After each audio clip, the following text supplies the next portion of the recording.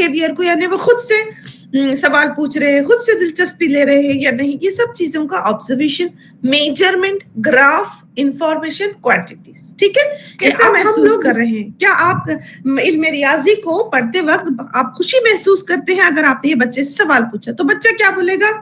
हाँ, मुझे बहुत अच्छा लगता है, मैं बहुत इंटरेस्टेड हूँ। ये जो है ना, यहाँ पर मीन मीडियन मोड सबके उतने ही आते हैं। ठीक है, मीन मीडियन मोड होते हैं और कैसे होते हैं? वो इक्वल न्यूमेरिकल वैल्यूज रखते हैं। ये अच्छा और 50 और क्लियर होना था, ये जबान में ये प्रॉब्लम थी, बहुत अच्छे से भी ये बोले, बहुत प्यार से पढ़ाया, व्हाटएवर। तो जो भी आप मेरी क्लास होने के बाद में और एक होता है पीयर फीडबैक, है ना। वाओ, छोटे छोटे बच्चे भी अपने आप को आजकल फीडबैक देते रहते हैं। अरे भाई, तुमने बहुत अच्छा बोला, कितनी अच्छी स्पीच थी। तो बच्चे जब एक दूसरे से बोलते हैं या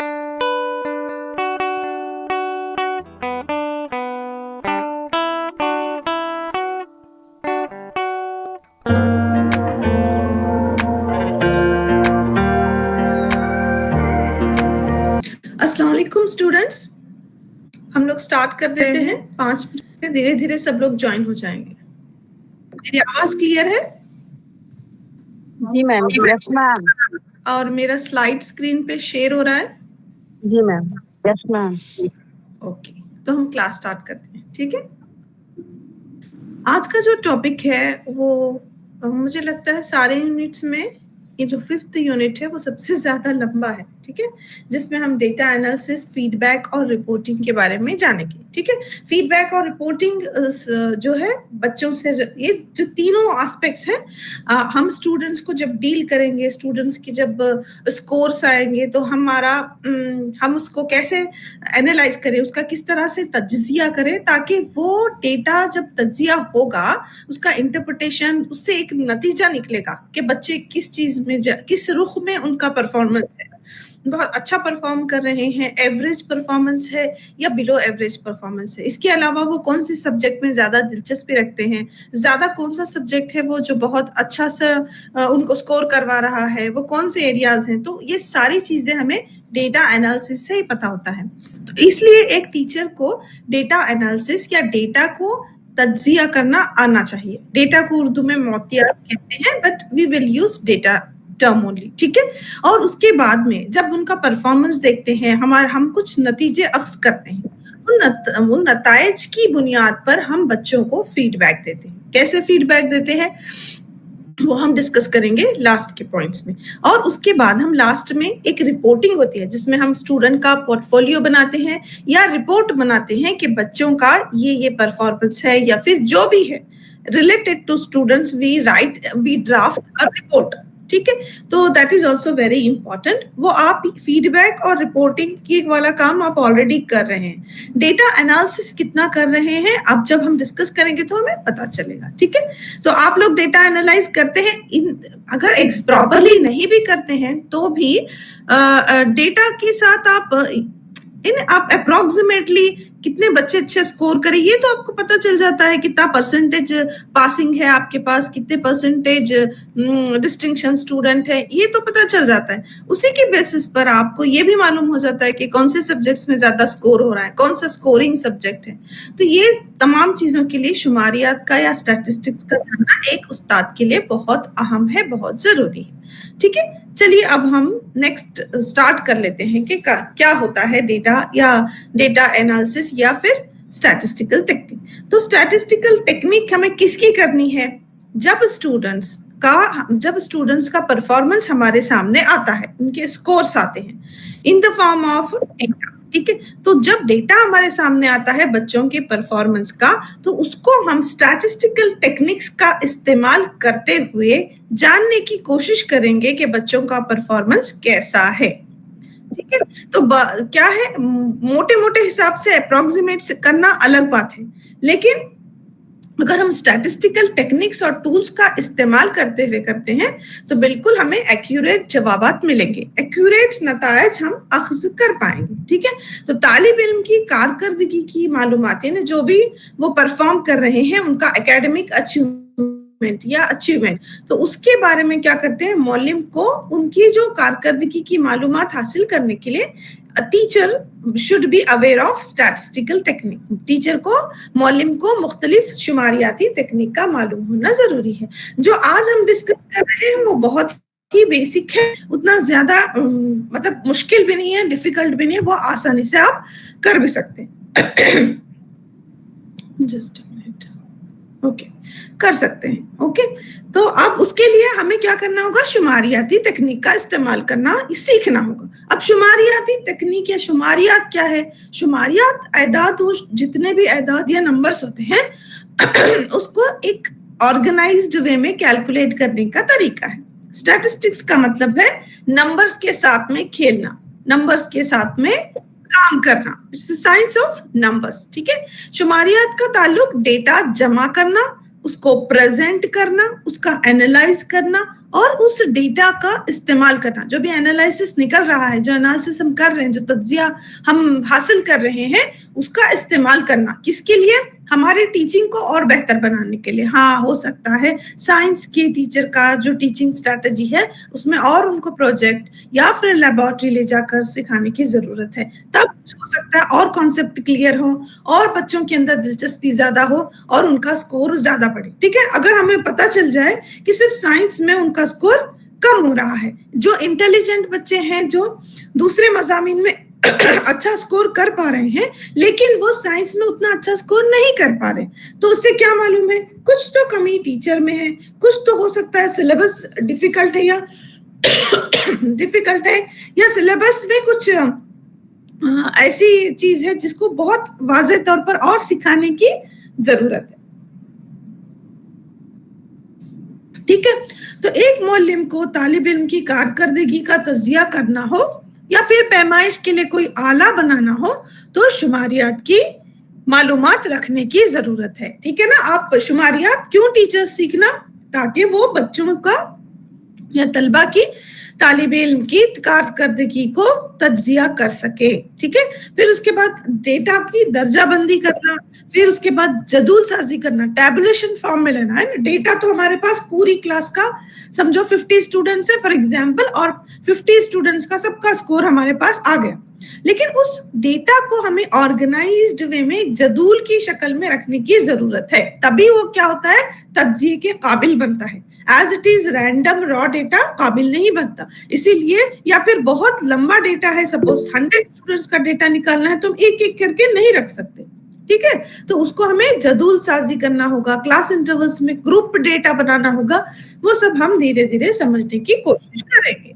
ठीक है, next point, what is data? अब डेटा है क्या?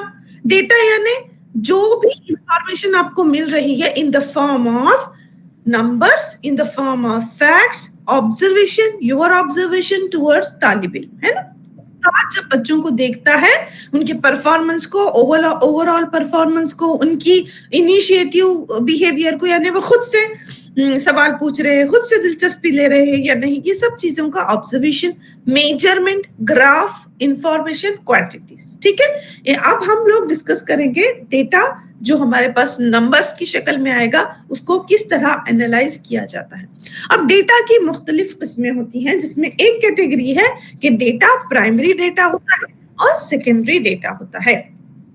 ठीक है, प्राइमरी डेटा यानी ऐसा डेटा जिसको हम खुद कलेक्ट करते हैं, जैसे क्लास का डेटा, क्लास के इल्म रियाजी में हासिल शुदा मार्क्स का डेटा जो है क्या हो गया, फर्स्ट हैंड डेटा है। ठीक है, अब फला स्कूल में आपने न्यूज़पेपर में पढ़ा कि इस स्कूल का परसेंटेज इतना हुआ है, या फिर तेलंगाना के स्कूल्स का एवरेज, हर स्कूल का एवरेज परसेंटेज 95% है, तो जब आप उस डेटा का इस्तेमाल करेंगे वो हो जाएगा second hand data, secondary data, है ना।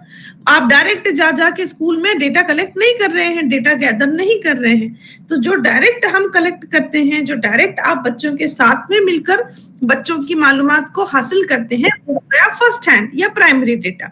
और जो किसी और ने हासिल की हुई डेटा का इस्तेमाल करते हैं अपनी रिसर्च के लिए, अपनी तहकीक के लिए, अपनी मालूमात के लिए, तो वो हो जाएगा सेकेंडरी डेटा। ठीक है, अब प्राइमरी डेटा में क्या होता है, कोई सवाल ही नहीं पैदा होता, वो रिलायबल होता। क्यों रिलायबल होता? क्योंकि हमने खुद किया है है ना, जबकि सेकेंडरी डेटा जो होता है कंपैरेटिवली लेस रिलायबल होता है। क्यों? अब सेंसस का डेटा है, अब सेंसस को तो हम मानते हैं, है ना, सेंसस एक ऑथेंटिक सोर्स ऑफ इन्वेस्टिगेशन है जिसमें डेटा कर पूरे हिंदुस्तान के लोगों का डेटा इकट्ठा किया जाता है, तो वो क्या है, वो रिलायबल है। लेकिन अगर और भी रिसोर्सेज है जिससे रिसर्च करके डेटा उन्होंने लिख दिया है, तो उसमें कभी कभी कोई कुछ कहता है, सपोज तेलंगाना कोई एक पेपर में लिखा होगा 95% एवरेज परसेंटेज होता है passing percentage in Telangana school, ऐसा बोल रहे हैं किसी एक पेपर में, कोई और पेपर में बोल रहे हैं कि 89% होता है किसी और में, तो आप उसको कौन सा सही समझेंगे, कौन सा रिलायबल होगा? तो उसमें थोड़ी रिलायबिलिटी की, लेस रिलायबिलिटी होने की गुंजाइश है, जबकि जब हम खुद उसमें शामिल होकर डेटा इकट्ठा कर रहे हैं तो वो ज्यादा रिलायबल होता है क्योंकि वो प्राइमरी होता है। और क्या होता है, प्राइमरी जो डेटा है वो कंट्रोल ओवर कलेक्शन मेथड है ना, हमें पता है कैसे हमें डेटा कलेक्ट करना है, कैसे डेटा गैदर करना है, एग्जाम कंडक्ट कर रहे हैं फिर मार्क्स हम गैदर कर रहे हैं, तो ये कंट्रोल सिचुएशन में ये कंट्रोल हमारा होता है डेटा कलेक्शन के मेथड में, है ना। डेटा बच्चों के स्कोर को हम एग्जाम देकर टेस्ट लेकर हासिल करेंगे, तो ये एक हमने कंट्रोल कर लिया है डेटा कलेक्शन के मेथड को। अब हमें नहीं पता जो सेकेंडरी डेटा कलेक्ट किया गया है उस पे हमारा कंट्रोल नहीं होता क्योंकि हमने थोड़ी ना कलेक्ट किया, किसी और ने कलेक्ट किया है, उसका हम इस्तेमाल कर रहे हैं। इसीलिए जो डेटा कलेक्शन का मेथड है, जिस तरह हम डेटा हासिल कर रहे हैं, उसका कोई भी हमारे ऊपर हमारा उस पर कोई कंट्रोल नहीं होता है। और जो प्राइमरी डेटा है वो ज्यादा टाइम कंज्यूमिंग होता है, लेबोरियस मेथड होता है और उसमें पैसे वैसे भी लगते हैं। लेकिन जब सेकेंडरी डेटा है, पूरा बना बनाया डेटा हमें कहीं से मिल रहा है, हम बस उसका इस्तेमाल कर रहे हैं मुनासिब जगहों पर, तो हमें उसमें क्या करना पड़ता है, हम जा नहीं रहे हैं, डेटा कलेक्ट नहीं कर रहे हैं, तो हमारे पैसे भी नहीं लगेंगे और टाइम भी नहीं लगेगा, बस उन्हीं फिगर्स और फैक्ट्स को लेकर हम इस्तेमाल करेंगे। आप ये समझ में आ गया प्राइमरी डेटा और सेकेंडरी डेटा क्या है? जी मैम। जी मैडम। जी मैम। Nice nice. अब दूसरी कैटेगरी है जिसमें टाइप्स ऑफ डेटा है, एक है क्वालिटेटिव डेटा, दूसरा है क्वांटिटेटिव डेटा, है ना। क्वालिटेटिव डेटा यानी जिसका मियारी जो क्या कहते हैं डेटा जो होता है, और जो क्वांटिटेटिव होता है वो इन द फॉर्म ऑफ नंबर्स होता है। अब क्वालिटेटिव डेटा फॉर एग्जांपल, आपको कुछ लोगों की, अब आपकी क्लास के स्टूडेंट्स के नाम है, नाम जो है वो नंबर नहीं है, नाम तो नाम है, किसी का नाम परवीन है, किसी का नाम अफशा है, किसी का नाम नबीहा है, किसी का नाम कुछ है, ठीक है। तो नाम क्या हो गए, वो क्वालिटी हो गए ना, उसमें तो किसी का नंबर शामिल नहीं है। अगर आप number of girls students in your class, number of boys students in your class, तो 25, 30, 50 वो क्या हो गया, क्वांटिटेटिव डेटा हो गया। और अब फॉर एग्जांपल खुशबू है, बदबू है, या फिर क्या कहते अच्छा फील कर रहे हैं क्या नहीं, आप कैसा महसूस कर रहे हैं, क्या आप इल्म रियाजी को पढ़ते वक्त आप खुशी महसूस करते हैं? अगर आपने ये बच्चे से सवाल पूछा तो बच्चा क्या बोलेगा, हाँ मुझे बहुत अच्छा लगता है, मैं बहुत इंटरेस्टेड हूँ, मुझे बहुत दिलचस्पी आती है, हमारे टीचर बहुत अच्छे। तो जितने भी उसने स्टेटमेंट्स बताए वो सारा क्वालिटेटिव डेटा में जाएगा, क्योंकि student is interested, student's attitude is towards learning mathematics, he is happy with the teaching methodology, तो ये happiness, interest, attitude ये सब qualitative में आ जाएगा। और जबकि अगर आप पूछ रहे हैं क्या आपको मैथ्स में कितना स्कोर किया आपने, तो वो अगर बच्चा बता रहा है मेरा 95% हुआ या 95 मार्क्स मैंने हासिल किए, तो वो जो नंबर हो गया वो क्वांटिटेटिव डेटा है। ठीक इसी तरह से कलर्स होते हैं, जैसे ग्रीन, ब्लू, आपका फेवरेट कलर कौन सा है आपने पूछा, तो बच्चे बोलेंगे ग्रीन, व्हाइट, ब्लू, व्हाटएवर।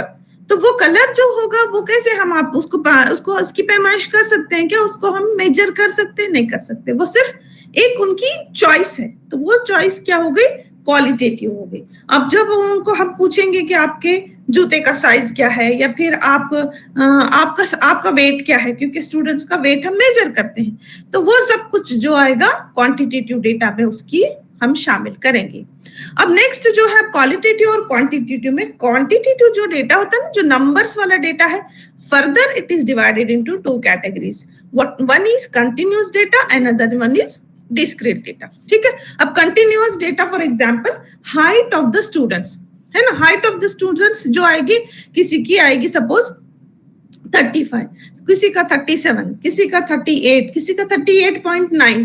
तो ये क्या होगा, ये कंटिन्यूअस आ रहा है नंबर्स में, ठीक है। अगर आप बच्चों से पूछेंगे या क्लास में टॉपर्स या 90% अबाव करने वाले बच्चे कितने हैं, तो वो क्या होगा, वो फ्लो में आएगा, वो कंटिन्यूटी रहेगी क्या, सारे बच्चे तो नहीं रहेंगे उसमें, क्या रहेगा, सिर्फ समझो 4 बच्चे हैं या 5 बच्चे हैं, तो वो अब्रप्ट जो आएगा वो डिस्क्रीट है ना, नहीं है। फिर उसी तरह से जो हम सफर तय कर रहे हैं, कहीं गाड़ी में जा रहे हैं, तो वो गाड़ी का जो सफर है उसमें 1 किलोमीटर, 10 किलोमीटर, 50 किलोमीटर, ये कंटिन्यूअस है ना। अब कितने लोग इन्वॉल्व थे इस बिल्डिंग को बनाने में, है ना, बिल्डिंग की कंस्ट्रक्शन की कितने लेबर्स उसमें लगे या कितना वर्कर्स इसमें आए हैं, तो इस तरह से हम बता सकते हैं। या height of the students, height of the students क्या होगी, सबकी इंचेस में होगी और एक तरतीब में होगी, इसीलिए वो कंटिन्यूअस डेटा है, ठीक है। तो ओके, नेक्स्ट अब हम जाएंगे फ्रीक्वेंसी डिस्ट्रीब्यूशन टेबल। थोड़ा सा ध्यान से आप देखेंगे, it's very easy. Frequency distribution table बनाने की जरूरत क्या है, क्या जरूरत है, आपके पास पूरी क्लास का सबके मार्क्स हैं, ठीक है। सबकी क्लास में तादाद कितनी होती है, कम से कम 30 से 40 बच्चे तो होते हैं, और फिर अगर बहुत ज्यादा स्ट्रेंथ है या स्कूल बहुत बड़ा है तो ज्यादा भी हो सकते हैं। तो आप एक एक स्टूडेंट का डेटा यहाँ पर देखिए, आपको नजर आ रहा है ना स्लाइड में, जी मैडम। यहाँ जी, यहाँ पर जो नंबर आप दिखाई दे रहे हैं ना, 11 है, 4 है, 27 है, 18, 18, 3, 24, इस तरह के नंबर्स हैं, ठीक है। ऐसा ही आपका भी डेटा, आपकी क्लास का डेटा आएगा। क्या आप 70 स्टूडेंट्स का पूरा डेटा प्लस ऐड कर सकते हैं, कितना टाइम ऐड तो कर सकते हैं, हम क्या करेंगे, कैलकुलेटर लेंगे और उस सबको ऐड करते जाएंगे, है ना। लेकिन उसको उससे भी और आसान करने के लिए क्या करेंगे, हम उसको क्लास इंटरवल में फ्रीक्वेंसी, उसकी फ्रीक्वेंसी बताएंगे कि इससे इस डेटा के दरमियान, इस इंटरवल के दरमियान कितने बच्चे शामिल हैं। जैसे 0 से 5 स्कोर करने वाले, टेस्ट का स्कोर है समझो ये, ठीक है।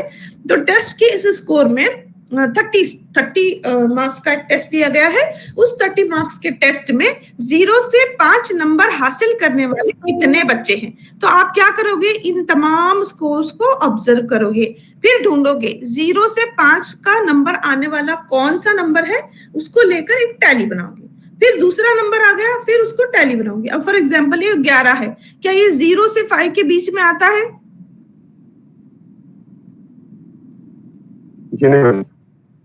नहीं आता। 4 आता है?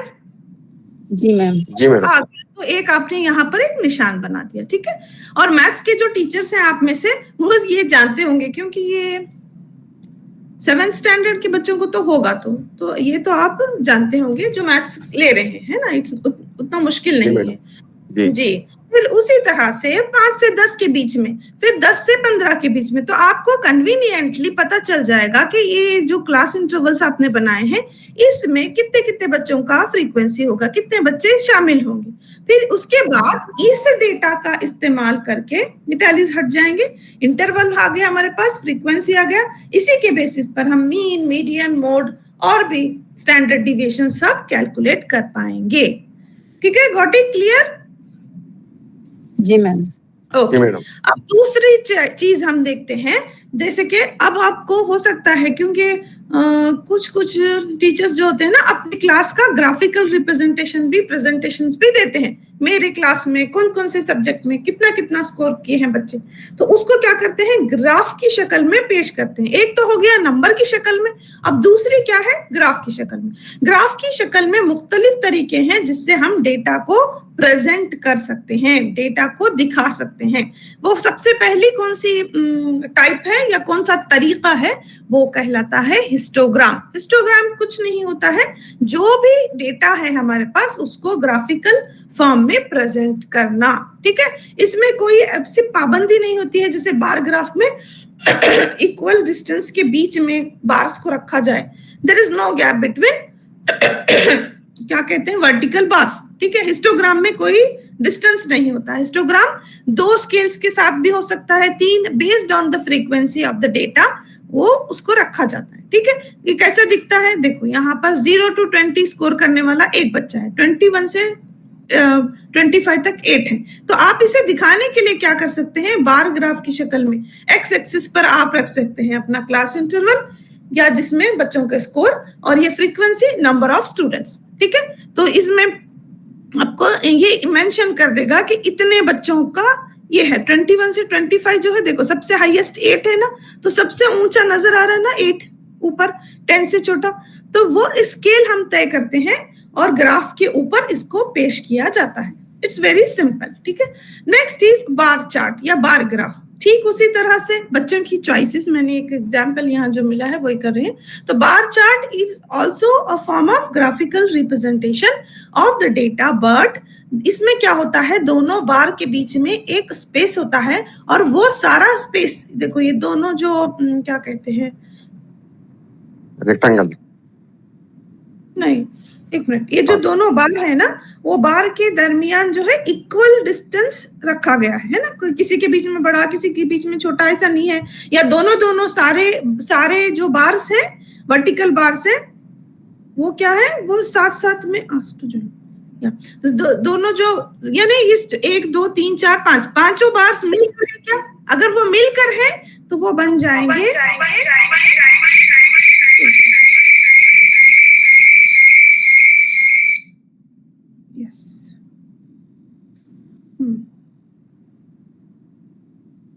कुछ तो हो गया।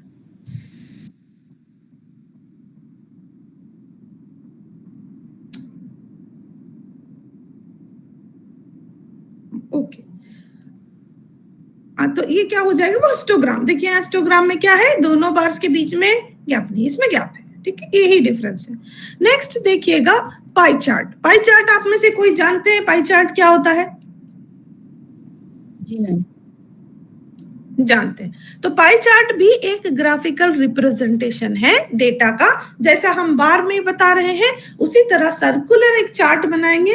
चार्ट में हम बता सकते हैं, फॉर एग्जांपल स्टूडेंट्स के स्कोर, जैसे मैथ्स में कुछ बच्चे हैं मैथ्स में इतना परसेंटेज किए हैं, या इतने स्टूडेंट्स इन्होंने मैथ्स में टॉप किए हैं। 90% अबाउट स्टूडेंट्स का डेटा है, जिसमें मैथ्स में 5 बच्चे हैं जो 90% अबाउ करे हैं, 3 बच्चे हैं जो साइंस में अबाउ 90% लाए हैं। ठीक उसी तरह से यहाँ फॉर एग्जांपल फुटबॉल है, जिसमें उनका फेवरेट स्पोर्ट्स कौन सा है बच्चों से पूछे तो फुटबॉल में 10 बच्चे दिलचस्पी दिखाते हैं, हॉकी में 5, क्रिकेट में, बास्केटबॉल में इतने। तो this is the score pattern हमारे पास मिल गया।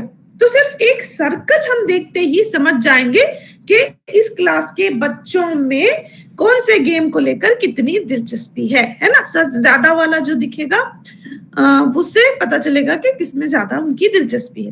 तो अब ये देखिए, इसको करने का बहुत आसान तरीका है ये, क्योंकि सर्कल जो होता है ना, सर्कल की जो सेंटर है उसका कितना जाविया होता है, 360। एग्जैक्टली। तो 360 को डिवाइड करते जाएंगे हम, कैसे मल्टीप्लाई करते जाएंगे, किसके साथ, जितना जितना बच्चे हैं divided by total number of students, ठीक है।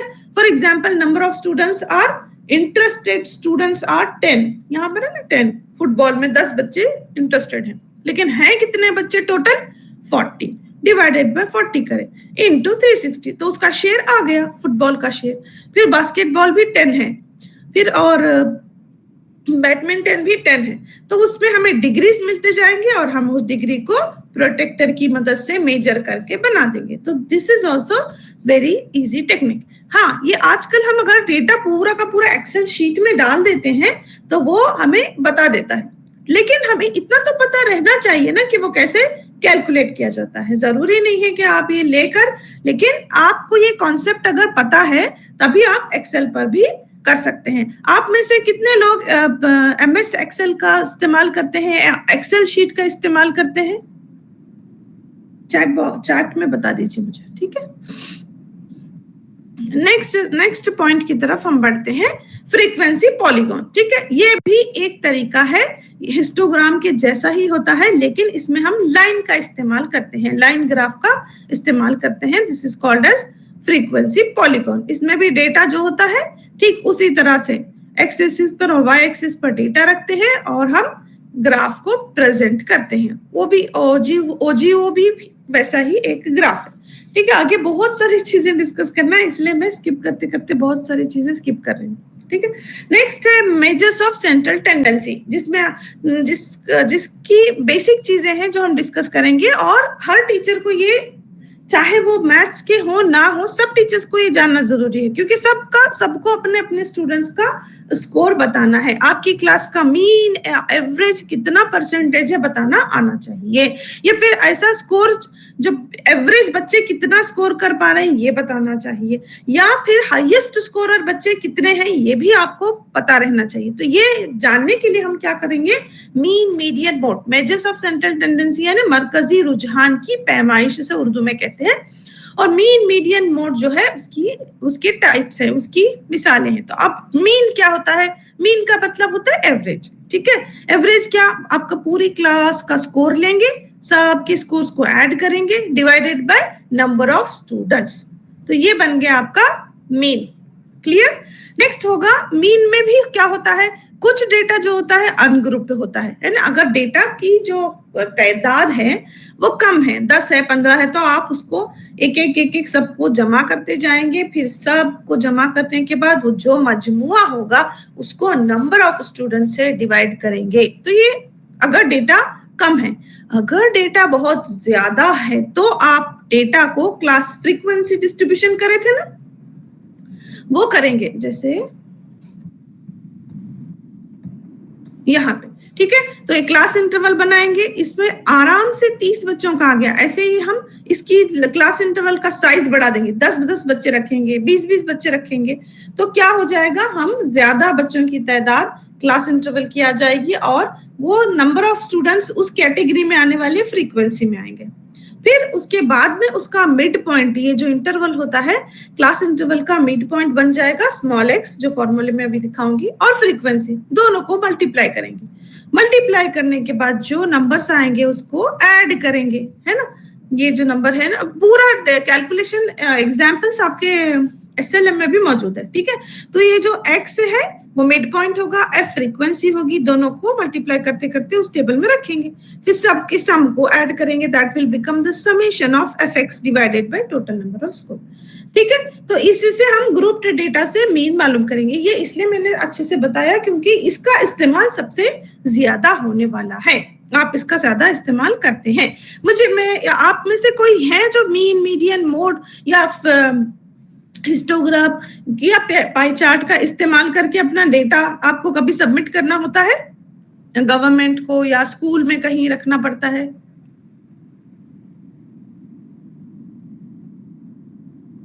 और सबका इस्तेमाल होता है। कहाँ सबमिट करते हैं आप ये डेटा? जैसे बच्चों के मार्क्स का एवरेज निकालने के लिए।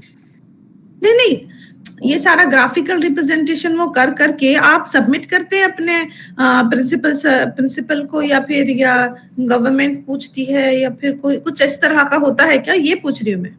जी मैम, जी लिस्ट सबमिट करें मैम, अभी तक ऐसे ग्राफ्स में तो नहीं सबमिट करे। नहीं करे, खाली नंबर्स फिगर्स में सबमिट करें, एवरेज कितना परसेंटेज आ रहा है वो ऐसा, ठीक है, ठीक है। Okay, next median. अब मीडियन क्या होता है, पूरा सबसे पहले मीडियन अगर हमें निकालना है तो डेटा को क्लियर करना होगा, या तो उसे बढ़ती हुई तरतीब में रखना होगा या तो हमें उसे घटती हुई तरतीब में रखना होगा। असेंडिंग डिसेंडिंग ऑर्डर में पहले डेटा को रख लेना, रख कर बीच में सबसे जो बीच में नंबर आता है वो बन जाता है मीडियन, ठीक है। ऑड है बहुत आसानी से निकल जाएगा, है ना, बीच का जो भी होगा ऑड वाला उसको निकाल देंगे।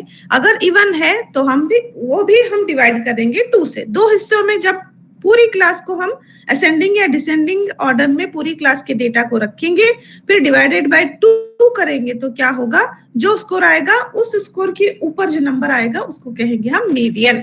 अगर वो क्या कहते हैं इवन नंबर में है, ऑड नंबर में है, तो हम उसमें +1 ऐड करेंगे। अगर जो डेटा है, जैसे आपकी क्लास में बच्चे 67 हैं तो 67 + 1 करके डिवाइडेड बाय 2 करेंगे, है ना। 2 कैसे डिवाइड करेगा, उसके लिए तो हमें जुफ्त अदद की जरूरत है ना, इवन नंबर की जरूरत है। तो ऑड अगर डेटा है तो +1 करके डिवाइड करेंगे, अगर इवन नंबर है तो डायरेक्टली डिवाइड करेंगे।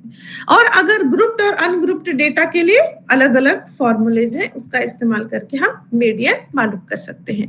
ठीक, अब नेक्स्ट जो पॉइंट है, लास्ट स्टैंड मरकजी रुझान की पैमाइश का जो नुक्ता है जो हमें देखना है वो है मोड, ठीक है।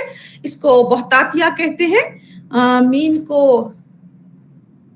मीन मीडियन मोड है ना, वस्तानिया कहते हैं मीडियन को, ठीक है, और औसत कहते हैं मीन को, और मोड को कहते हैं बहुतातिया, और कहीं कहीं मैंने मुकर्रर भी देखा, लेकिन बहुतातिया is most frequently used term in Urdu books, ठीक है, उर्दू मैथ्स की बुक्स में। तो मोड जो है, अब मोड कैसे मालूम करेंगे, ग्रुप डेटा के लिए और अनग्रुप डेटा के लिए। यहाँ पर अनग्रुप डेटा के लिए देखो, ये है फॉर एग्जाम्पल, ये स्कोर है, ठीक है, 10 मार्क्स का आपने एक टेस्ट लिया है, तो बच्चों ने इतना स्कोर किया है, किसी ने 1, 3, 3 इस तरह लिया है। तो सबसे ज्यादा जो तादाद में, सबसे ज्यादा या फिर लिए जाने वाला most frequently score taken by students will become the mode, ठीक है। यहाँ देखो कितने 2 मोड आ गए, एक तो 9 है जो बहुत 3 बच्चों ने लिए हैं, और 3 भी है जो 3 बच्चों ने लिए हैं। इसीलिए ये अगर 9 होता, ये 3 के बजाय यहाँ 2 होता, तो 9 हमारा मोड बन जाता।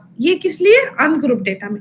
और ग्रुप डेटा के लिए ये फॉर्मूले का इस्तेमाल करते हैं, और कोशिश करते हैं, क्योंकि डेटा बहुत लंबा है, तो उसे ग्रुप डेटा बनाकर क्या करते हैं, कोशिश करते हैं जानने की कि सबसे ज्यादा highest frequency, mode is the value that has highest frequency in the data set, है ना, ज्यादा बार दिखने वाला डेटा, है ना, सबसे ज्यादा स्कोर में सबसे ज्यादा दिखने वाला जो डेटा होगा ना, वो हो जाएगा mode. For group data, class mode या modal class is the class with the highest frequency, ठीक है। या फिर कैसे समझ गए ना, इंटरवल, वो क्लास इंटरवल जो सबसे ज्यादा मोड अगर उसके सामने आ रहा है, मॉडल क्लास जो होगी, उस स्कोर में सबसे ज्यादा बच्चों ने हासिल किए हैं, उस स्कोर को हासिल किए हैं, ठीक है। अब हम वेटेड एवरेज को जानने की कोशिश करेंगे। वेटेड एवरेज को कैसा कैलकुलेट करते हैं, ठीक है। वेटेड एवरेज का कैलकुलेशन क्यों करते हैं, क्योंकि हमें मालूम करना है, क्या मालूम करना है कि अब फॉर एग्जाम्पल बच्चे ने एक जैसा स्कोर किया है, समझो एकेडमिक अचीवमेंट इन मैथमेटिक्स, तो उसमें मैथमेटिक्स के खाली मार्क्स देखने हैं और सबको ऐड करके एवरेज बताना है। नहीं, हमें वैसा नहीं, बच्चे ने क्विज में पार्टिसिपेट किया है, एग्जाम्स में भी किया है, टर्म पेपर्स में भी किया है, उसमें अलग अलग स्कोर किया है, तो उसका वेटेड वैल्यू हमें मालूम करके फैक्टर मालूम करना होता है। कुछ भी नहीं, उसका खाली हम परसेंटेज मालूम करेंगे, परसेंटेज मालूम करके उसको सब परसेंटेज को मल्टीप्लाई करके फाइनली उसको ऐड करेंगे, तो जो परसेंटेज आएगा उस बच्चे का वेटेड एवरेज कहलाता है। उसका पूरे ये स्लाइड्स में पूरा परफॉर्मेंस किस तरह से, कैलकुलेशन किस तरह से किया जाता है दिया गया है। अब आ गया मेजर्स ऑफ वेरिएशन, ठीक है। मेजर्स ऑफ वेरिएशन में हमें रेंज मालूम, डेटा का रेंज मालूम करना है। रेंज क्या है, हाईएस्ट स्कोर कितना है, लोएस्ट स्कोर कितना है, दोनों में क्या फर्क है, वो बन जाएगी वसत या रेंज। फिर मीन डिविएशन भी ठीक उसी तरह से एब्सोल्यूट वैल्यू मालूम करनी है, किसकी, डिविएशन की। इतना स्कोर है जो एवरेज स्कोर से कितना अलग हुआ, क्या कहते हैं, मीन स्कोर। पूरे स्कोर जो होता है उसका हम मीन मालूम करते हैं, वो मीन स्कोर से कितना दूर है ये मालूम करने के लिए हम क्या करते हैं, मीन डिविएशन मालूम करते हैं।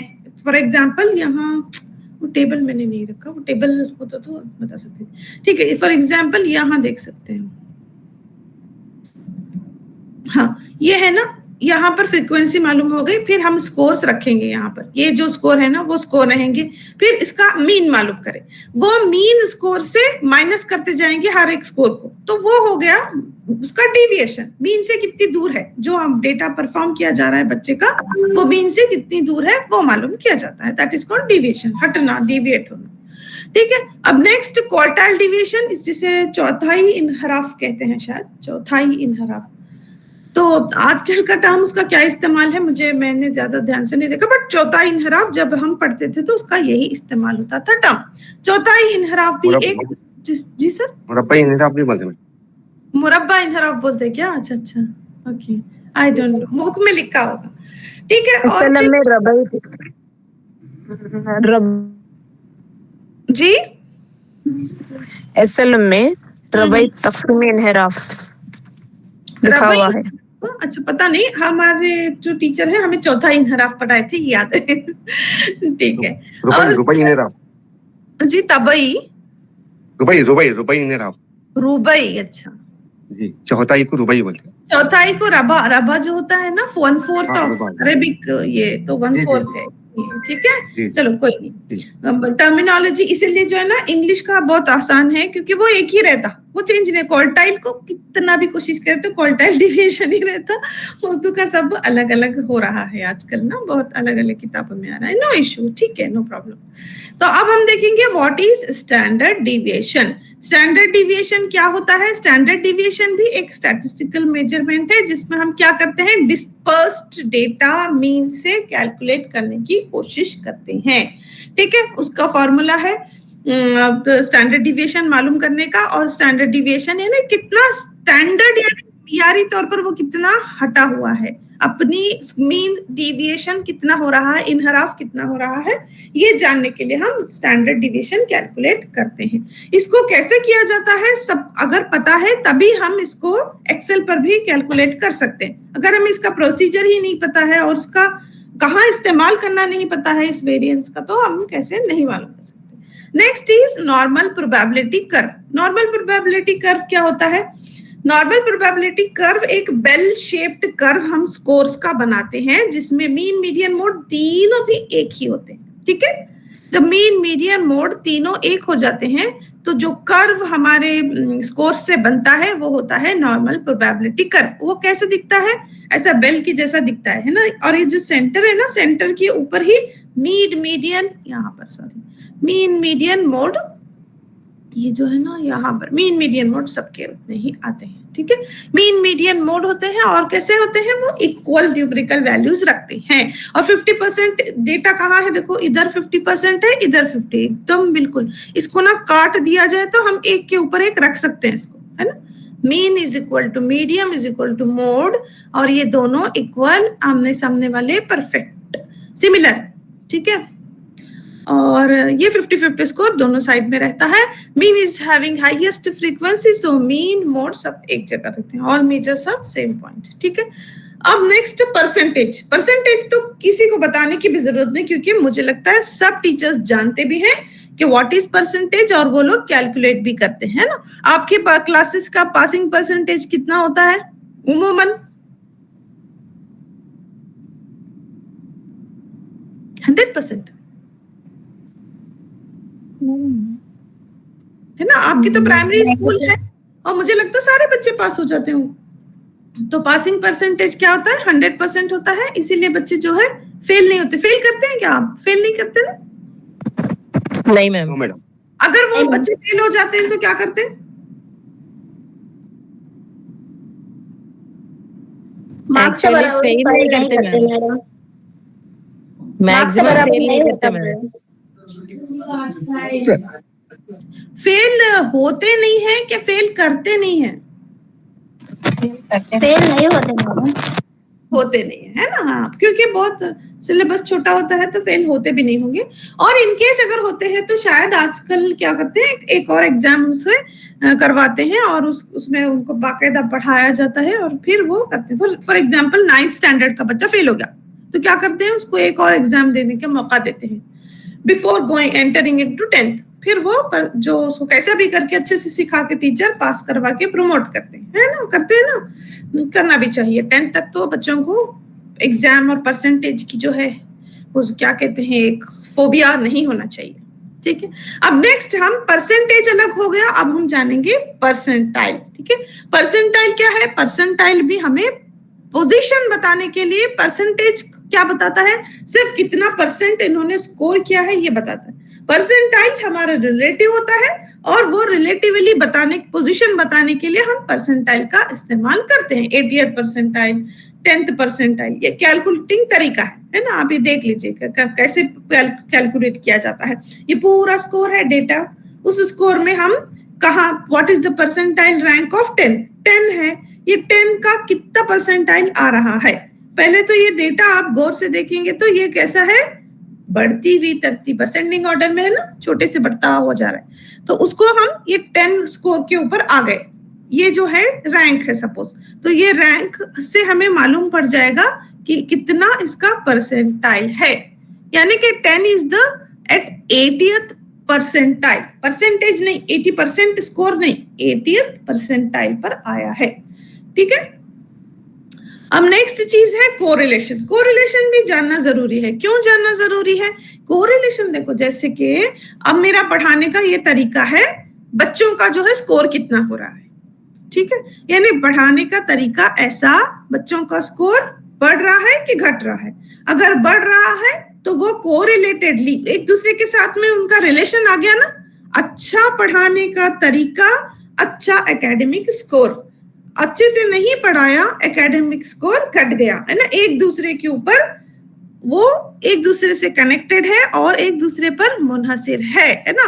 अच्छा परसेंटेज आएगा तो अच्छा पढ़ाएंगे, अच्छा पढ़ाएंगे तो अच्छा परसेंटेज आएगा। मिसाल के तौर पर मैं आपको बता दूं, या फिर साइंस में अच्छा परसेंटेज है और तो मैथ्स में भी उसका परसेंटेज कोरिलेटेडली स्कोर बढ़ रहा है कि घट रहा है, कंपैरेटिवली, यानी दो डेटा का कंपैरिजन होता है ना।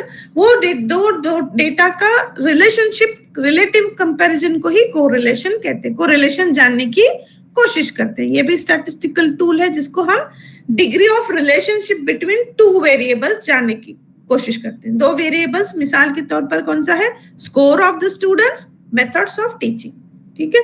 तो it helps us in finding the degree और extent of quantitative relationship between two variables, ठीक है। दो वेरिएबल्स के बीच में क्या रिलेशनशिप है जानने की कोशिश करते हैं।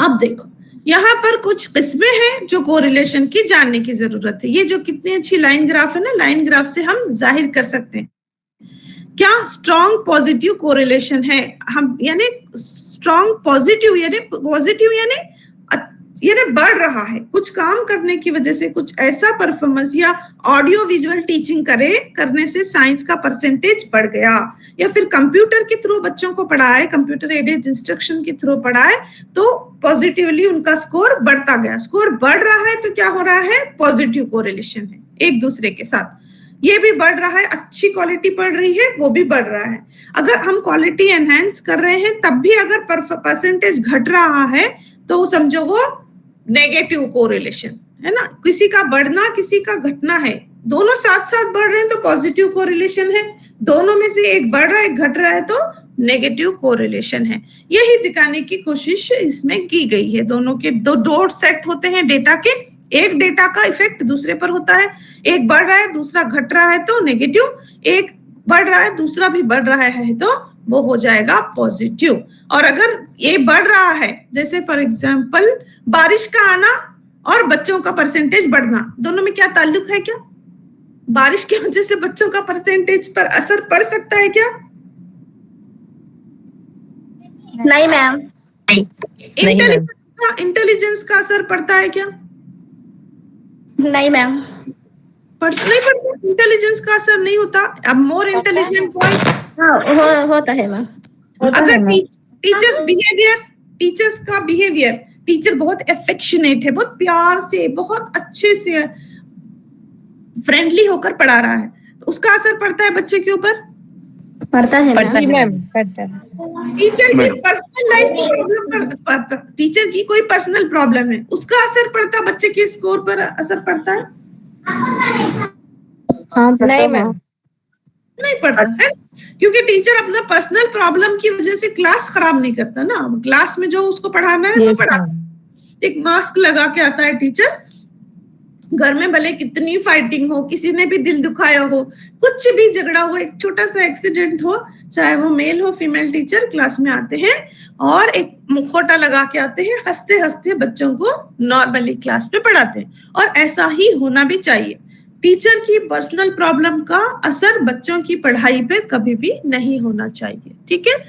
अब हम देखेंगे व्हाट इज जीपीए या grade point average. Grade point average या जीपीए निकालते ना आप लोग, निकालते नहीं, आप नहीं निकालते, वो तो 10th के बाद वाला सिस्टम है, ठीक है। तो जीपीए स्कोर कैसे मालूम करते हैं, यहाँ पर दिया गया है, देखिए इस टेबल में पूरा क्लियर है। बायोलॉजी में 5 उसको क्रेडिट मिले हैं, उसका ग्रेड है। ये 10th स्टैंडर्ड तक नहीं है, ये हायर लेवल के में इस तरह का क्रेडिट सिस्टम और ग्रेड सिस्टम है ना। आप 10th तक तो क्रेडिट नहीं है, मार्क्स है, मार्क्स है ना, आपको भी मार्क्स देने होते हैं। अब ग्रेड्स आप दे देते हैं बेस्ड ऑन देयर परसेंटेजेस।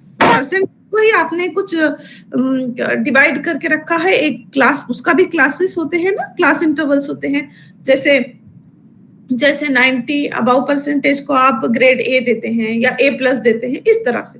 लेकिन यहाँ जब भी क्रेडिट होते हैं, क्रेडिट और फिर ग्रेड्स होते हैं, तब हम ग्रेड पॉइंट मालूम करते हैं। वो मालूम करने का यहाँ फॉर्मूला दिया गया है, देखिए 33 पॉइंट्स। अगर कोई बच्चा 33 उसके ग्रेड पॉइंट है और 16 क्रेडिट उसने अटेम्प्ट किए हैं। क्रेडिट यानी समझो कि आज अब आप बीएड कर रहे हैं तो बीएड के स्कोर के क्रेडिट्स होते हैं ना, हर एक पेपर के कितने क्रेडिट होते हैं, आपको कितने क्रेडिट्स मिलते हैं?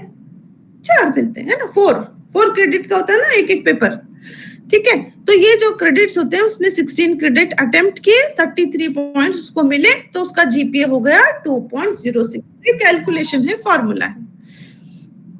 अब हम नेक्स्ट चीज को जाते हैं, इसमें हम मैम क्रेडिट क्या होते हैं मैम? क्रेडिट यानी जो देखिए अब क्या होता है, अब आप बीएड कर रहे हैं ना, तो बीएड में मार्क्स जो होते हैं ना, मार्क्स को हर पेपर को 4 क्रेडिट दिए हैं। तो अब आप एक ऑलरेडी आपके पास एबीसी अकाउंट है, एबीसी आईडी होती है ना madam? Ji ma'am. Ji ma'am.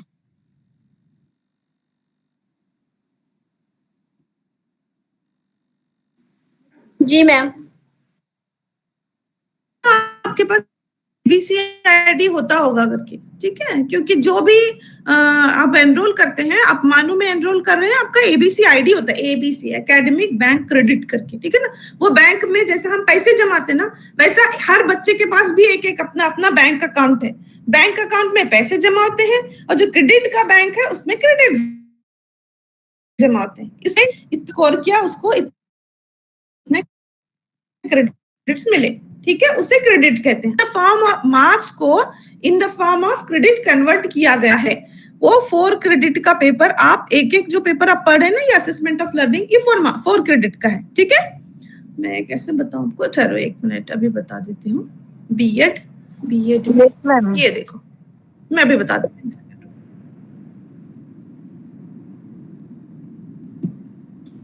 Just a minute, है मेरे पास ये वाला।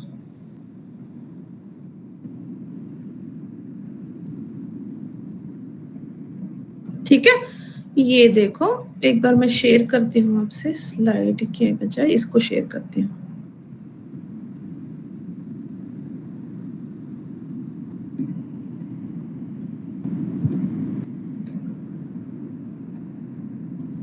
ठीक है, ये देखो, यहाँ आप थोड़ा सा गौर से देखो, थोड़ा बड़ा कर देती हूँ मैं, ओके।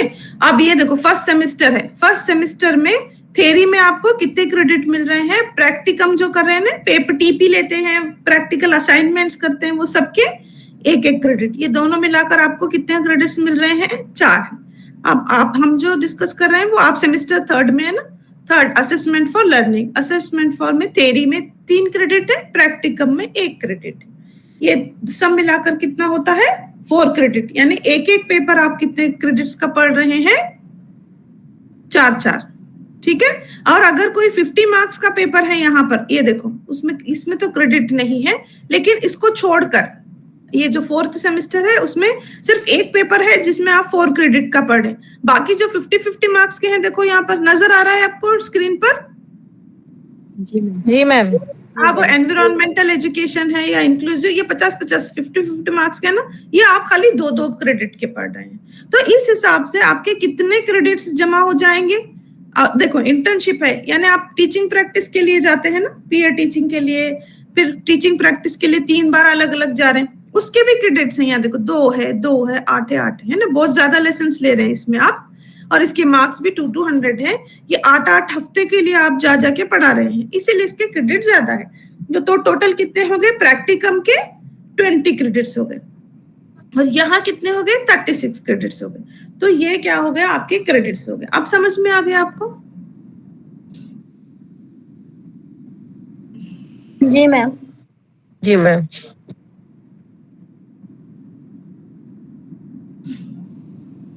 यस,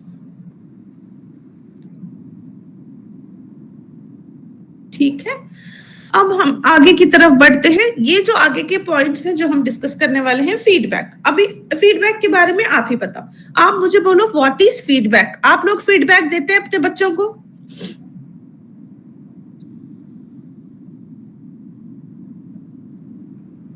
जी मैम। फीडबैक का मतलब क्या होता है?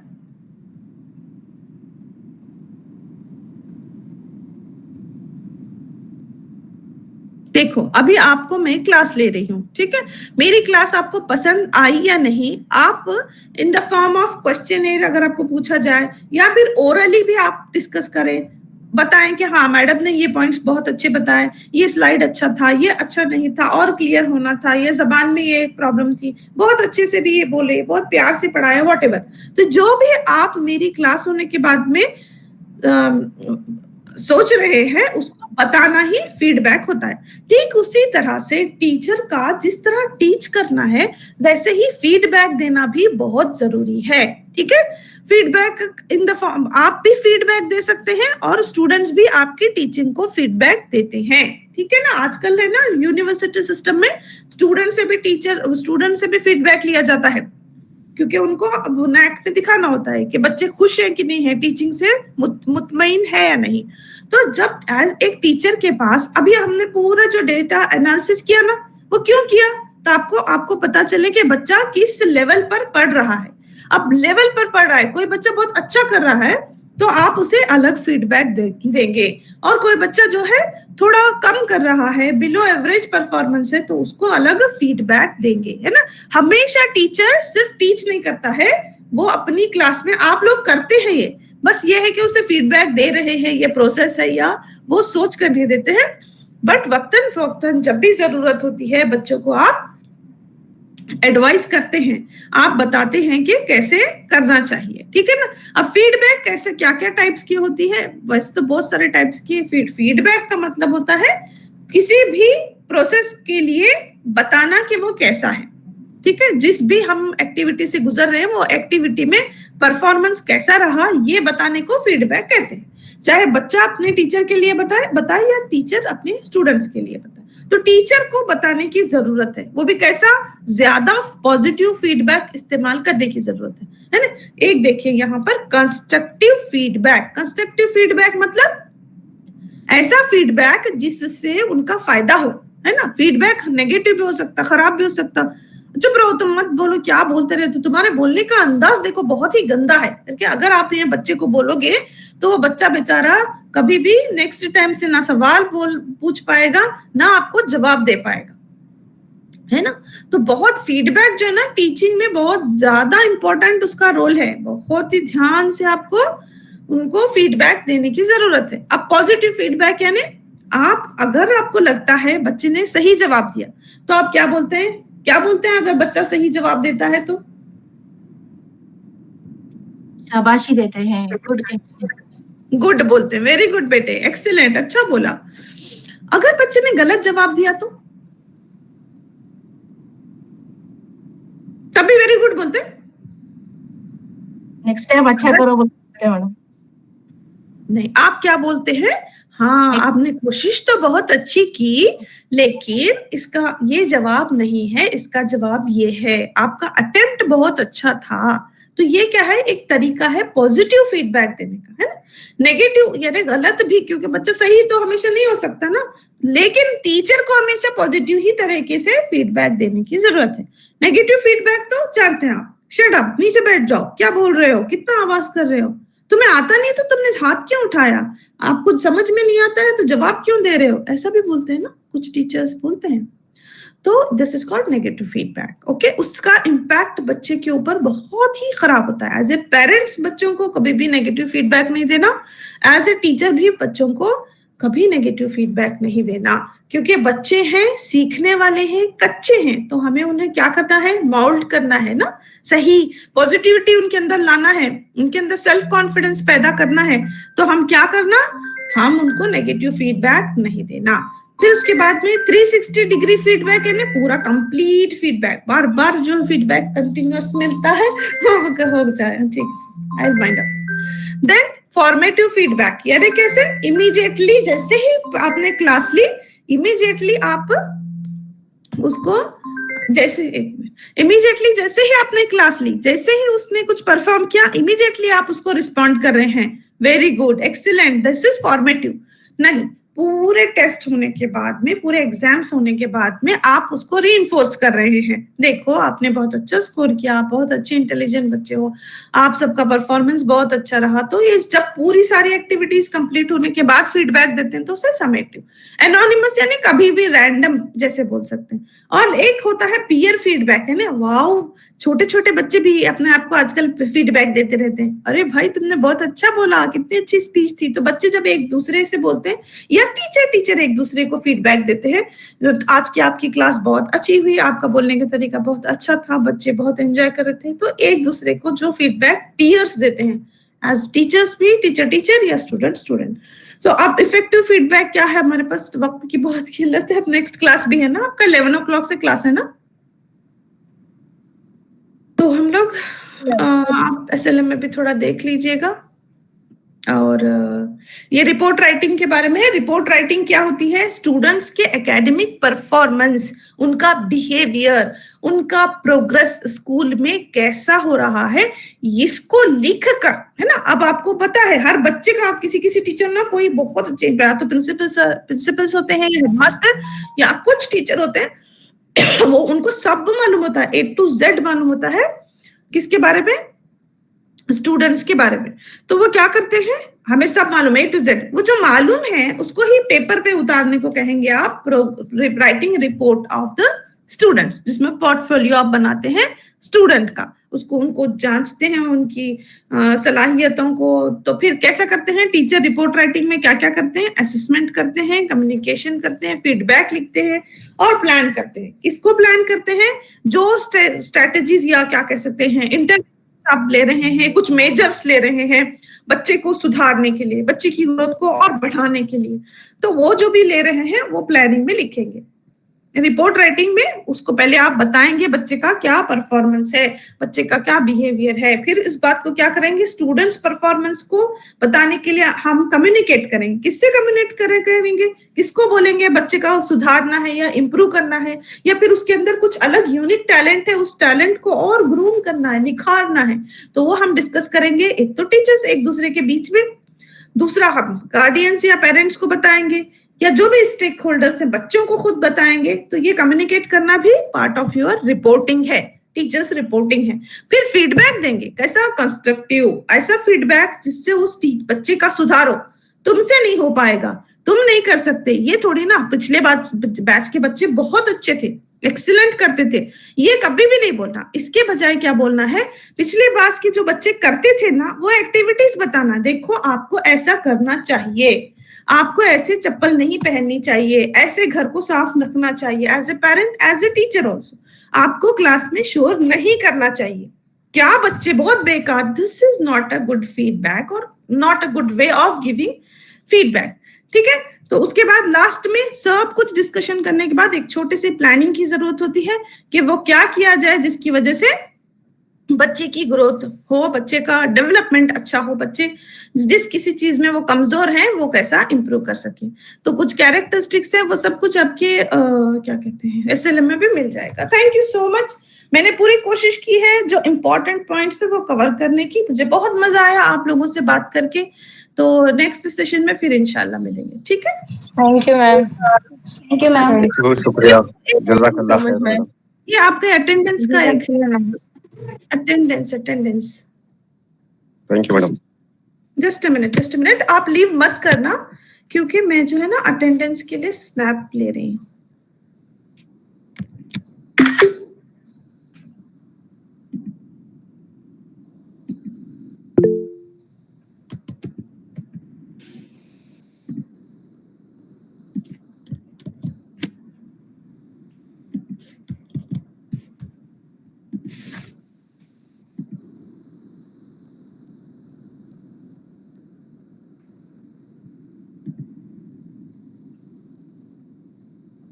Save attendance, okay. हाँ मैंने अटेंडेंस ले ली है, आप परेशान मत होइएगा।